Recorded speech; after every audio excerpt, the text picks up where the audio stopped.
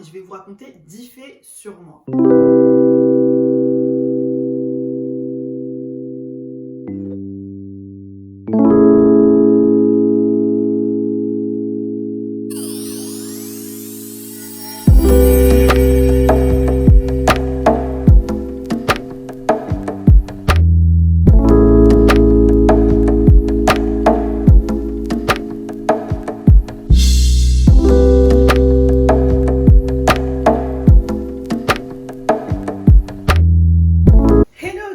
Et bienvenue sur cette nouvelle vidéo. Quand vous aurez vu cette vidéo, votre go aura eu 32 ans, donc la veille. Je vous parle tous les dimanches de mode, de ma vision de la mode, mais en vérité, vous savez même pas qui je suis en fait. Enfin, peut-être un petit peu via tout ce que je peux vous glisser dans le cadre de mes vidéos mode et style. Vous devez vous dire, mais la Gaule, elle ne connaît pas, pourquoi est-ce qu'on va venir regarder ces vidéos? Donc je me suis dit que j'allais vous parler un peu plus de moi et je vais vous raconter 10 faits sur moi. Donc c'est un peu plus personnel. Là vraiment on n'est pas du tout sur une vidéo mode et style, donc si c'est ça que vraiment vous voulez voir, ça sera pas une vidéo pour aujourd'hui, mais ça sera le cas la semaine prochaine. Alors je vais vous avouer un truc, j'ai toujours beaucoup aimé raconter ma vie. Alors pourquoi j'aime raconter ma vie? C'est parce que c'est mon arme à moi pour pouvoir créer du lien avec les autres. Alors des fois ça fonctionne carrément pas, parce que les gens ils vont dire mais raconte trop sa life, elle me saoule. Mais dans bon nombre de cas, moi, ça a plutôt bien fonctionné. Sans plus tarder, on passe au 10 faits sur moi, votre go, Laura. Alors la première chose à savoir sur moi, c'est que j'aime la mode depuis que je suis toute petite. Toute la période entre mes 0 et mes 2 ans, il y a grave des photos. Je posais, j'adorais poser. J'avais vraiment des espèces de joggers avec sweat, bas déjà à l'époque, dans pas mal de couleurs.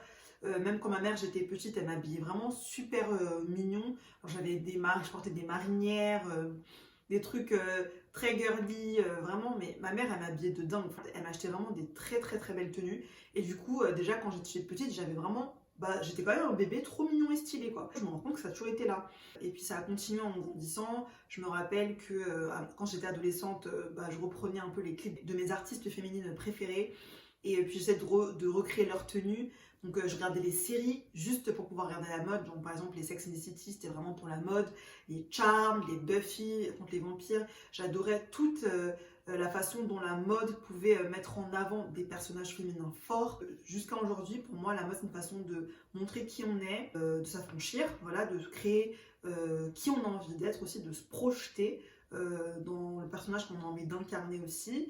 Et puis ça m'apporte juste énormément de plaisir de m'habiller. Et oui, la mode m'aide à me sentir bien dans ma peau et à prendre confiance en moi. Je crois que j'aimerais la mode jusqu'à la fin de ma life. Ce qui nous amène à la seconde petite anecdote ou fait sur moi, c'est que j'ai failli être bébé mannequin. Alors ma mère elle me sort ça quand j'étais petite, je dis ah ouais et tout? Moi bébé mannequin comme à la télé? Elle dit ouais c'est ton père et c'est lubies. En fait mon père il m'avait trouvé genre un agent parce que quand j'étais petite, apparemment, j'étais vraiment mignonne de ouf. Genre, apparemment, ma mère, elle me disait, mais on ne faisait jamais la queue au supermarché avec toi dans les bras. J'avais même un pote à mon père qui venait me chercher pour me babysitter, juste pour aller draguer les meufs, tellement j'étais mignonne, parce que finalement, avec un bébé, il avait carrément un capital sympathique qui était carrément exponentiel, quoi. Mon père, il a vu une opportunité de commencer à me commercialiser ma petite mignonnerie. Et apparemment, ma mère, elle m'a dit, mais t'avais trouvé un agent, tout ça, tu vois. J'avais même fait des photos test pour pouvoir justement commencer l'activité de mannequinat enfant. Mais ma mère, elle a dit c'est mort, elle voulait pas en fait. Elle a refusé de poursuivre, mais en vrai, j'aurais pu être bébé mannequin. Donc voilà. Ah oui, troisième fait sur moi, je suis née aux États-Unis. Donc je suis de nationalité américaine. J'ai eu ma nationalité française à l'adolescence. Donc je suis née à New York, à Manhattan, parce que mes parents se sont rencontrés aux États-Unis. La dernière fois que je suis allée aux États-Unis, c'était en 2016, donc ça fait 5 ans que j'y suis pas allée. J'aimerais bien y retourner, ça me manque. Et pendant toute ma jeunesse, je voulais vraiment aller vivre aux États-Unis, donc y faire mes études supérieures. Chose que j'avais préparée en passant le SAT et en m'inscrivant à des facs, mais finalement, j'ai préféré rester ici. Bon, je dois avouer que ça fait toujours son petit effet. Ça m'a toujours donné une espèce de ce côté je viens d'ailleurs qui m'a toujours un peu servi, je vais pas mentir, et je m'en suis servi. Mais en grandissant, je me suis rendu compte que j'ai une identité tellement multiple que être américaine, c'est sur le papier surtout parce que j'ai grandi la plupart de ma vie en France et j'ai vraiment des habitudes de française, sachant que moi je sais d'où ma famille vient, je sais que ma famille elle est togolaise et ghanéenne. Je vais souvent au Ghana, je me sens ghanéenne aussi, donc c'est vrai que les États-Unis, j'aurai toujours un attachement et que si on me demande de rendre mon passeport américain, j'hésiterai à 2 fois avant de le rendre. mais c'est vrai que je me sens beaucoup plus européenne, française, parce que c'est le cadre dans lequel je vis depuis tellement d'années, et aussi ghanéenne, parce que c'est mes racines et que c'est vraiment cette partie de moi que je voudrais, à l'âge où j'ai aujourd'hui, explorer. Alors, quatrième fait sur moi, bon, vous ne vous foutez pas de ma gueule, c'est un peu drôle, c'est que j'ai failli tricher au bac sans faire exprès. Alors, j'ai passé mon bac en 2007, ça ne me rajeunit pas, c'était il y a 14 ans. Oh là là. J'étais stressée, donc j'ai fait un peu n'importe quoi, j'avoue. Je me souviens que ce jour-là, j'avais beaucoup de choses sur mon bureau. Mes feutres, stylos, la nourriture, les feuilles. Et je me souviens que en fait, j'avais des fiches d'SES que j'avais acheté. J'avais acheté un bouquin et en fait, on pouvait détacher les fiches. Et du coup, j'avais pris les fiches et j'en avais fait des espèces de petits carnets. Et en fait, les petits carnets, ils étaient vraiment petits. C'était vraiment un genre de cette taille. Et du coup, je les avais mis en fait quand je rangeais mes affaires pour pouvoir m'organiser. J'avais laissé les fiches en fait sur le bureau parce que j'étais encore un peu en mode en train de réviser, de bachoter jusqu'à la toute dernière fin, juste avant que voilà, on range nos affaires pour pouvoir justement commencer l'épreuve. Normalement, les règles elles sont quand même assez strictes pour n'importe quel examen. C'est qu'à partir du moment où on ouvre les sujets, enfin, il faut que tout soit carré d'équerre et en gros, silence et chacun fait son épreuve. Sauf que moi, ils ouvrent les épreuves et en fait, je me rends compte en dessous, en prenant, je sais pas, un stylo ou quelque chose, je me rends compte j'ai mes fiches qui sont juste là. Forcément, moi, je suis une mauviette, j'avais trop peur qu'on me crame, en plus, surtout que les profs, ils font des tours. Donc, je lève la main, j'ai écouté, monsieur, sans faire exprès, il y a mes fiches qui sont là et tout. Alors qu'on avait déjà ouvert les sujets et qu'en gros, en mode, tout ce qui était de l'ordre d'information sur le sujet, c'était de la triche. Alors, il me dit, rangez vos fiches dans votre sac et puis on verra comment on fera à la fin de l'épreuve. Donc moi, pendant toute l'épreuve, j'étais en panique. J'étais grave en panique. Je me suis dit, purée, ils vont me mettre 0. Purée, c'est mon plus gros coef, parce que c'était coef 7. C'était mon plus gros coef en ES, parce que j'étais en économique et sociale. Et c'était l'épreuve, la toute première de sciences économiques et sociales. Si on me met 0, ça va pas le faire. Et j'étais en panique. Dieu merci, il n'y a rien eu. J'ai eu mon bac de justesse, mais je l'ai eu. Et franchement, j'ai pas eu de problème en soi. Bref, voilà. Vraiment une histoire de cassos à raconter. Clairement, je vois pas quel autre cassos pourrait faire un truc pareil. Laisser ses fiches sans faire exprès sur son bureau alors que c'est le bac. Bref. Anecdotique, mais un peu drôle quand même. Il y a la 5e histoire de Laura, votre chère amie, qui s'est retrouvée tout habillée dans la Marne, dans la ville de Meaux. Un jour ensoleillé. Oui, oui, vous avez bien compris, je me suis retrouvée dans la Marne. Alors, je vous raconte. C'était au retour de mon échange universitaire en Angleterre. Je devais rendre mon rapport, en gros, pas de stage parce que j'avais pas fait de stage, mais mon rapport en fait de mon expérience à Derby et tout. Et donc ça, c'était pour ma note finale pour pouvoir valider mon DUT, parce que j'ai fait un DUT technique de commercialisation. Et du coup, j'étais grave en retard, comme toujours. Donc, ce jour-là, je me rappelle, je suis allée donc à mon IUT qui est à 20 minutes de chez moi en bus. Donc, j'ai pris le bus, j'y suis allée. Sauf que je suis arrivée à l'heure du déj. Donc, en attendant de pouvoir soumettre donc mon dossier, je me suis retrouvée à aller attendre près des berges, en fait, près de la Marne, en fait. Donc, j'ai pris un sandwich à la boulangerie. Et puis, je me suis posée avec mon dernier téléphone trop pourri Alcatel que j'avais acheté parce que j'avais fait une fête chez moi pour mes 20 ans et je me suis fait voler tous les téléphones, dont le mien, de la maison ce jour-là. Du coup, avec mes dernières économies, j'avais plus du tout de thunes parce que j'avais fait mon échange universitaire qui m'a coûté toutes mes économies. Je devais avoir 100 balles sur mon compte à l'époque. Je suis allée m'acheter un téléphone tout pourri pour pouvoir quand même avoir un contact avec la civilisation à 50 balles de chez Alcatel à Auchan. Et encore, cette version, elle est carrément mieux que ce que j'avais. Je me rappelle bien encore de ça. Et donc, en fait, j'étais donc avec mon téléphone en train de parler avec une de mes très bonnes potes de l'époque et en train de manger mon sandwich. Et là, la grosse cassos qui a 3 bras gauche, Laura. Il s'avère qu'en fait, que les bords de Marne, en fait, j'étais sur une espèce d'escalier, en fait, qui donnait vraiment sur la Marne. Et là, je dois manger mon sandwich en train de parler. Et comme je suis très très maladroite, je fais tomber le téléphone. Ok ? Le téléphone que je viens d'acheter, qui est trop pourri, hein, mais qui est mon seul contact avec la civilisation, sachant que je devais rendre mon devoir. Le téléphone, il commence à dégringoler les escaliers. Et là, je vois que le dos du téléphone et le téléphone se désolidarisent, donc en fait se séparent. J'espère que c'est l'autre bout, on s'en fout de l'autre bout en fait qui retient la batterie et la puce qui tombe. Et non, c'est le téléphone qui tombe dans l'eau. Et j'étais tellement mentalement dans un espace bizarre, j'étais tellement pas bien ce jour-là, que je me suis déchaussée et je suis allée dans la Marne, l'eau dégueulasse, l'eau verte. Je suis allée dans la Marne pour aller essayer de récupérer mon téléphone. Et donc j'essaie de fouiller. En plus, il y a les cygnes qui viennent vers moi. Hein. Les cygnes, je sais pas si c'est gentil ou pas, je sais pas si c'est méchant comme d'autres oiseaux là, mais si c'est comme les mouettes, ça aurait pu venir me mordre ou quelque chose quoi. Moi, je vais dans l'eau calme, habillée, j'avais un legging simili-cuir et tout, et je vais dans la Marne, au calme. Et tellement c'était bizarre, il y avait une nana qui était sur le pont qui disait Madame, vous allez bien, ça va, ça va. Donc forcément, je trouve pas le téléphone parce que l'eau elle est grave verte, la Marne elle est remplie de conneries dans son fond. Finalement j'abdique, le téléphone il va rester dans la Marne. Hein. Je sors, je commence à goûter. Et là le truc c'est que je me dis mais pour pouvoir rendre mon dossier je peux pas aller comme ça. Donc je suis obligée de rentrer chez moi, me doucher, me doucher, me rhabiller pour pouvoir repartir rendre mon dossier qui était dû, je crois que c'était l'heure, limite c'était midi. Donc en fait moi j'étais déjà en panique de me dire mais est-ce qu'ils vont accepter mon dossier en fait. Donc j'étais là et tout, je me mets une panique de plus pour un problème qui aurait pu être totalement évité. Et le pire dans tout ça c'est comment j'ai dû goûter entre l'attente du bus, le voyage dans le bus qui était de après un quart d'heure pour entrer jusqu'à chez moi et goûter dans la rue. Mais j'avais trop honte, franchement j'avais honte de ouf. Mais j'étais mort de rire dans ma tête, mais je me suis dit, mais Laura, mais pourquoi? Bref, voilà. Donc, je me suis retrouvée dans la Marne, un jour ensoleillé, un mois de juin, pour rendre un dossier qui allait pouvoir me permettre de valider mon DUT. Mais quand même, je me suis retrouvée dans la Marne, les gars. Voilà. 5e histoire, un peu drôle et un peu cassos sur les bords. Mais ça m'est arrivé.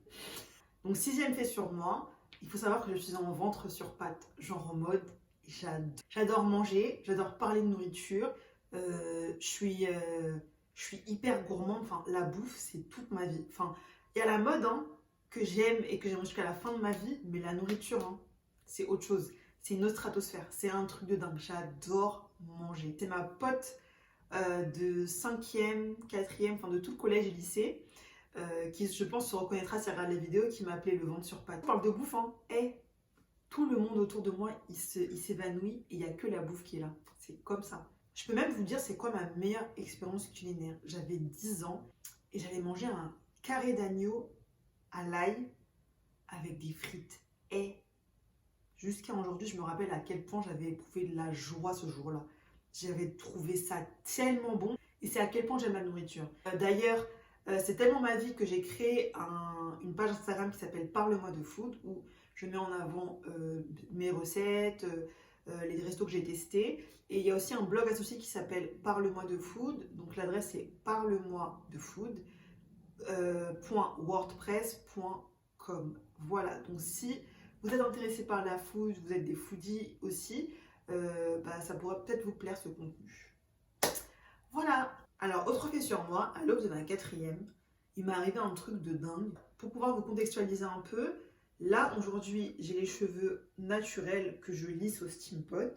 Mais depuis ma petite enfance et jusqu'à l'âge adulte, en fait, je défrisais mes cheveux. Donc, le défrisage, pour ceux qui ne savent pas ce que c'est un procédé en fait chimique qui va lisser les cheveux en changeant la structure des cheveux. Donc, c'est une technique qui est beaucoup adoptée par les femmes aux cheveux crépus, bouclés, frisés. Quand j'avais 13 ans, on était pendant les vacances d'été entre la 5e et la 4e. Je vais chez le coiffeur, donc chez qui on allait, elle m'a défrisé les cheveux. Et dans le process, mes cheveux ont brûlé. Oui, mes cheveux ont brûlé. Vous vous imaginez une adolescente qui n'a pas confiance en elle, qui a de l'acné, qui adore ses cheveux. Le seul truc que j'aimais vraiment chez moi, c'était mes cheveux. Ils étaient longs, forts. Et là, mes cheveux, ils brûlent pendant le rinçage du défrisage. Quand je vous dis que j'ai failli avoir une attaque, je suis proche de la réalité. J'ai failli avoir une attaque.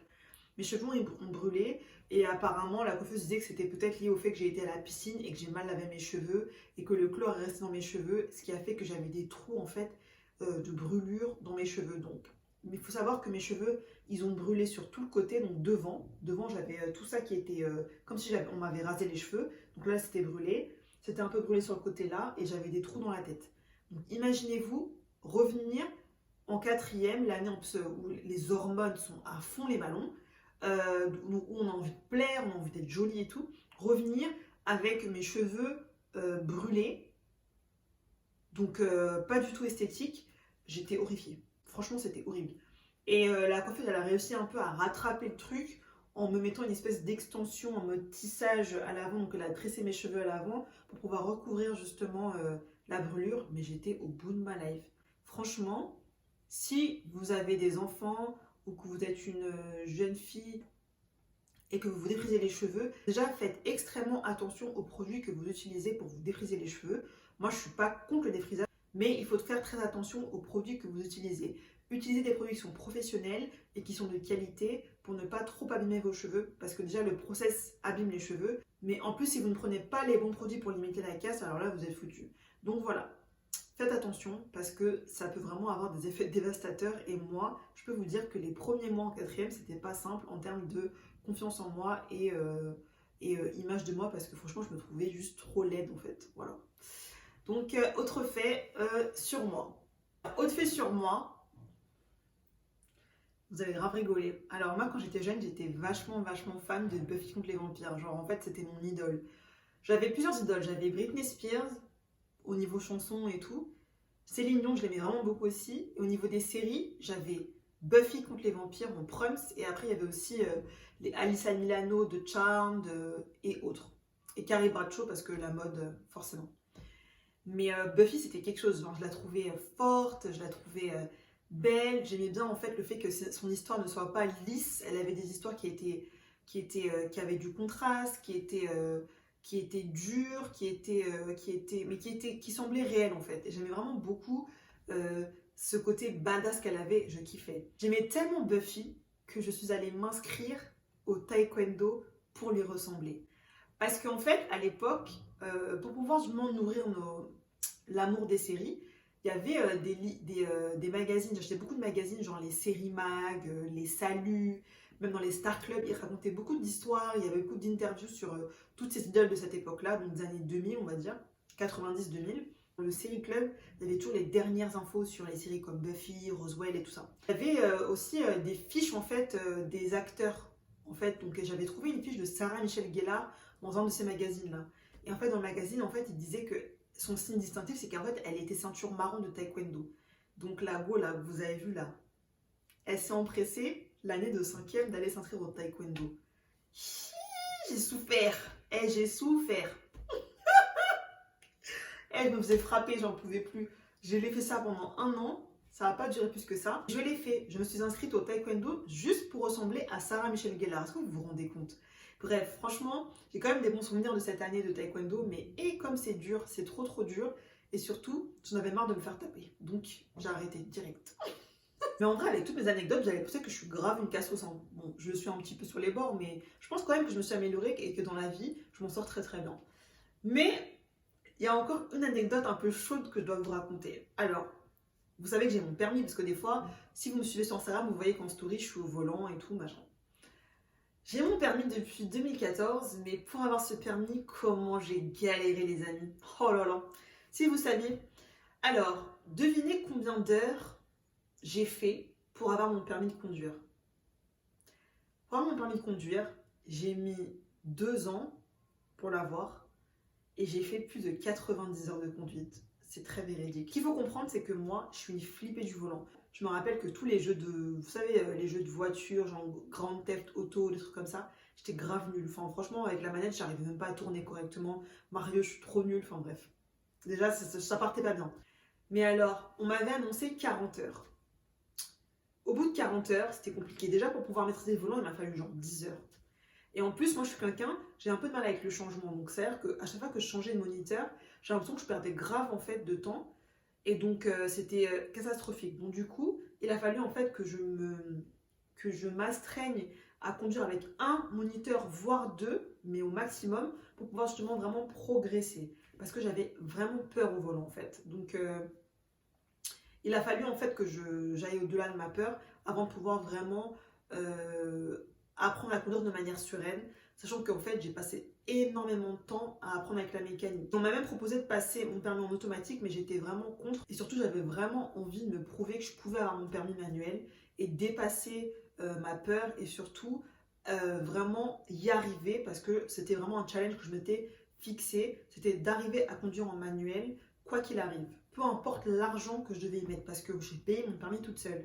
Sachant que j'étais apprentie, je gagnais déjà de l'argent, j'avais pas de loyer à payer, donc la moindre des choses c'était de pouvoir payer mon permis. Donc mes parents n'ont pas mis un seul rond dans mon permis. J'ai payé plus de 5 000 € de permis avec mes propres moyens. Donc la leçon à retenir, pour qui que ce soit qui regarde cette vidéo, qui n'a pas encore son permis et qui veut le passer, c'est que c'est jamais désespéré, c'est qu'il faut persévérer et c'est que ça pourra peut-être vous coûter cher, mais au moins à la fin, vous y arrivez. Parce que finalement, aujourd'hui, j'ai mon permis et je conduis plutôt très bien. Voilà.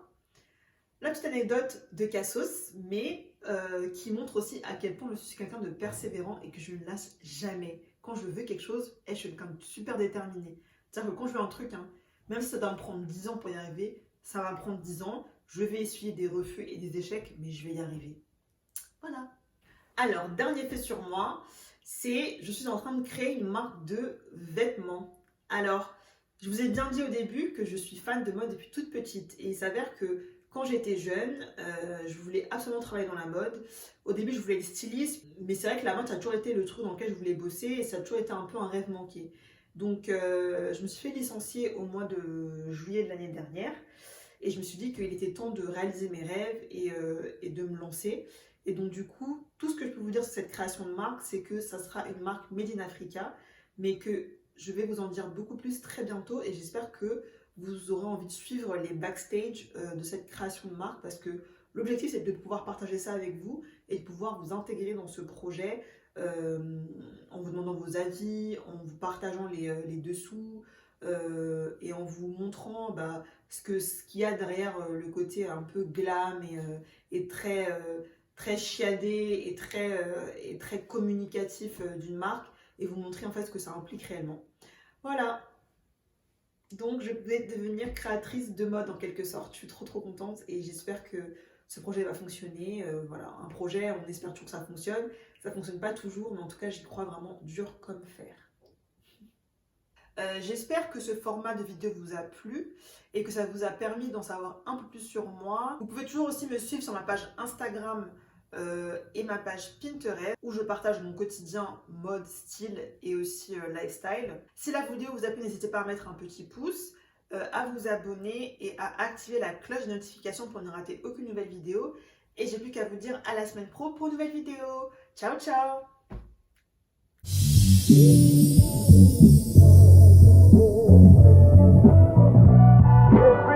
Everybody's trying